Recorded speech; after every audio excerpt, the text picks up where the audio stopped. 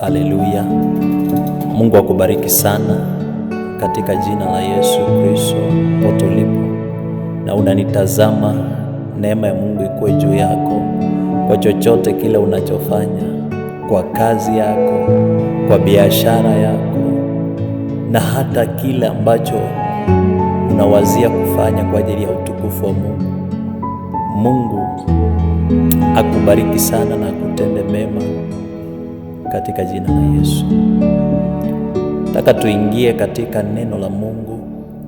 Ujumbe nitakao kuwa naongelea ni kuhusu kujiunganisha mamlaka yaliyo juu. Kujiunganisha na mamlaka yaliyo juu. Kusoma katika kitabu cha Danieli 6 kuanzia mstari wa kwanza, Bible inasema, ilimpendeza Dario kuweka juu ya ufalme maliwali 120 wawe juu ya falme wote, na juu yao akaweka wakubwa 3, na Danieli alikuwa mmoja wao, ili maliwali hao watoe hesabu kwao, mfalme asipate hasara. Basi Danieli huyo alipata sifa kuliko wakubwa na maliwali, kwa kuwa roho bora ilikuwa ndani yake, naye mfalme akaazima kuweka juu ya ufalme wote. Kwa hivyo Danieli alipata nafasi katika jimbo la mfalme Dario. Bible inasema ya kwamba kwa walikuwa maliwali 120, na mfalme akawaweka kwa sababu gani? Kwamba asiweze kupata hasara. Na Bible inasema ya kwamba juu ya hao 120 Danieli akakuwa ni mmoja wa wale watu 3 walioweka wasimamie watu wote, na Danieli akapata sifa kuliko wakubwa na maliwali. Biblia inasema ya kwamba kwa kuwa roho bora ilikuwa ndani yake, na mfalme akazimu kumweka juu ya ufalme wote.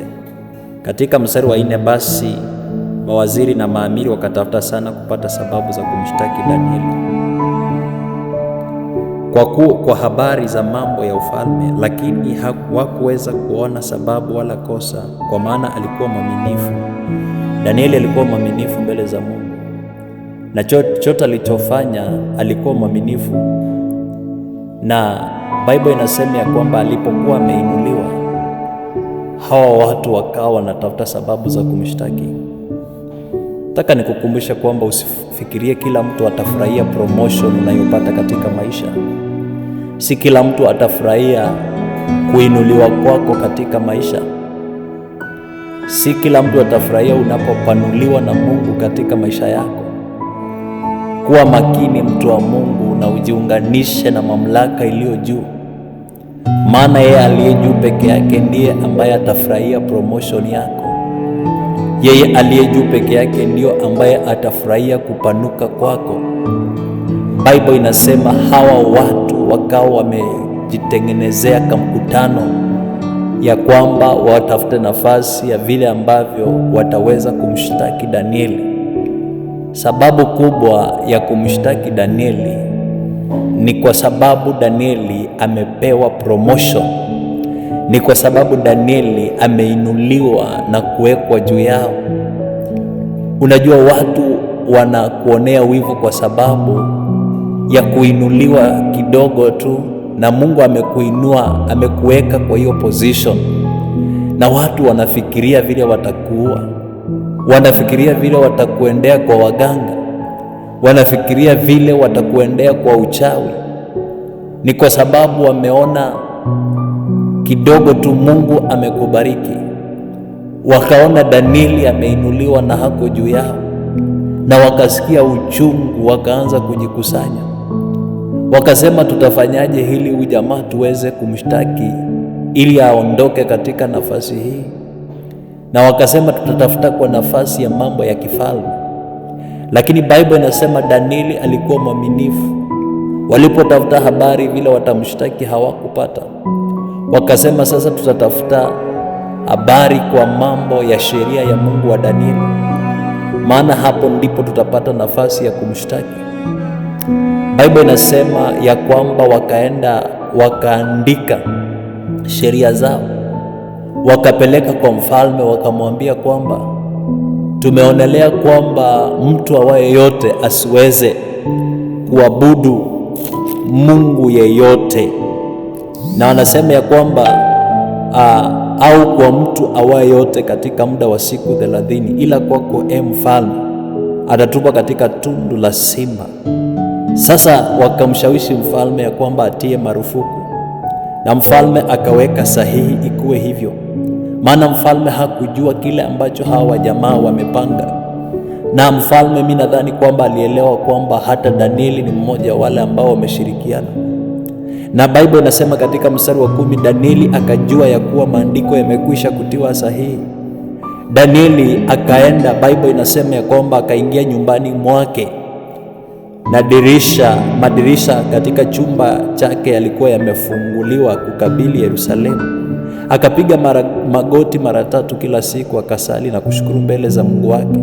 Kwa hivyo Danieli hakuenda kwa mfalme amuulize habari ambazo zinaendelea. Hakuenda kwa mfalme kujihudhurisha na kumwambia mfalme, haya yameandikwa na mimi sikukuwa yakiwa yanaandikwa ama ikiwa yanapitishwa. Maana Biblia inasema mfalme alikuwa amemweka Danieli kuwa juu ya watu wote, maana roho bora ilikuwa ndani yake. Na Danieli hakuona kwa sababu niko na cheo ama mimi ni mtu mkubwa nina uwezo wa kucomplain.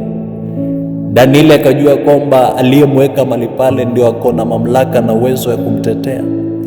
Wakati mambo yanapokuinukia, yanapokuharibikia, wewe unamwangalia nani?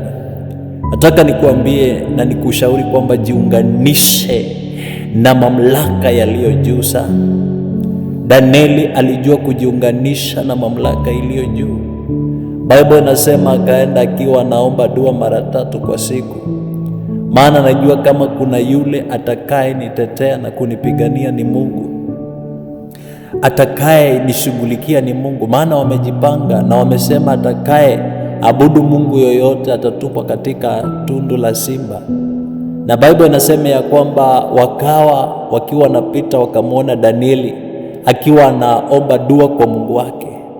Kwa hivyo wakarudi kwa mfalme na kumwambia mfalme, haukutia sahihi maandishi haya kwamba mtu yote ambaye hatainamia mungu yoyote atupwa katika tundu la simba.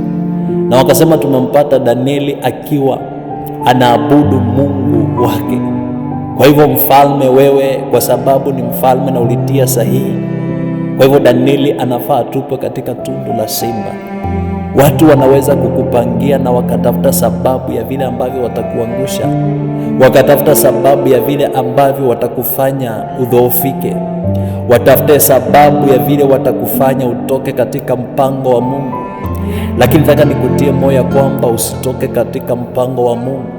Afadhali mtu ambaye atakubali kufa mikononi mwa Mungu, afadhali mtu ambaye anakubali kuanguka akiwa katika mikono ya Mungu, maana ni yeye atakuokota mahali pale, ni yeye atakutoa katika hiyo matope na machafuko. Oh, haleluya! Ukisoma Bible inasema vile wamepanga na wakajua kwamba sasa mambo ya Danieli yameharibika. Nataka nikuonyeshe uwezo ambao Mungu tunayemwabudu, jinsi uwezo ulivyo. Taruka katika mstari wa 22 wa Danieli 6. Mungu wangu amemtuma malaika wake, naye amefumba makano ya simba, nao hawakunidhuru, kwa kuwa mbele zake mimi nalionekana kuwa sina hatia. Tena mbele yako mfalme sikukosa neno. Kwa hivyo walipomtupa Danieli mahali pale wakidhani kwamba Danieli atakufa, Biblia inasema ya kwamba Mungu alimtuma malaika akafunga makano ya simba kwamba wasimdhuru Danieli. Na wakati siku hizo zilikuwa zinaendelea, Biblia inasema ya kwamba Danieli, mfalme akakuja akidhani kwamba Danieli sasa ashamalizwa, naye mfalme akaitana Danieli. Danieli akaitika akamwambia, mimi niko salama, maana Mungu amemtuma malaika wake, amefumba makano ya simba. Maadui wanaweza jipanga wakupangie mabaya, lakini nataka nikuambia yale mabaya ambayo watayapanga juu yako hayatakuguza. Biblia inasema katika Isaia 54:17, hakuna silaha yote itakayotengenezwa kinyume changu ifaulu. Kwa hivyo watu ambao wamejiunganisha na mamlaka iliyo juu, lazima Mungu atawapigania na Mungu mwenyewe atawashughulikia. 24 mfalme akaamuru nao wakawaleta wale watu waliomshtaki Danieli. Kwa hivyo wao ndio walitupwa katika